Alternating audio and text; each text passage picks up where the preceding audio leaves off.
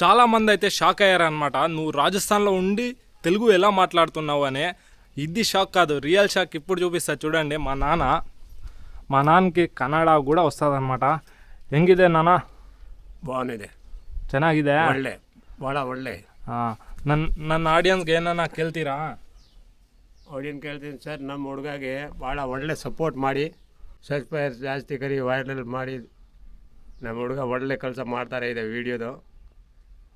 ಸ್ವಲ್ಪ ನಿನ್ನ ರಾಜಸ್ಥಾನದ ಸಂಸ್ಕೃತಿ ಎಲ್ಲ ತೋರಿಸ್ತಾರೆ, ಸ್ವಲ್ಪ ನೋಡ್ಬಿಟ್ಟು ಎಲ್ಲ ವಿಡಿಯೋ వైరల్ ಮಾಡಿ. చూసినారు కదా, తెలుగు కాదు కన్నడ కూడా వస్తుంది అనమాట. ಬರುತ್ತೆ ನಮಗೆ. అండ్ పేపర్ చూడండి, తెలుగు చదువుతున్నారు. ತೆಲುಗು ಕೂಡ ಚದ್ಕೊಂಡಿದೆ. ಇದೆ ನಮ್ಮ ಹ್ಯಾಬಿಟ್ ಇದೆ ಕನ್ನಡ ತೆಲುಗು ಮಾತಾಡೋಕ್ಕೆ. ಭಾಳ ಒಳ್ಳೆ ನಮ್ಗೆ ಖುಷಿ ಇದೆ ತೆಲುಗು ಕನ್ನಡ మాట్లాడే టైం. నಮಗೆ 2-3 లాంగ్వేజ్ బರುತ್ತೆ. మా నాన్న వచ్చి 1980sలో కర్ణాటక వెళ్ళినాడు అనమాట. ఆ టైంలోనే దానికే కన్నడ వస్తుంది, ఇప్పటికీ మర్చిపోలేదన్నమాట. సరేనా, ఫాలో చేసేయండి.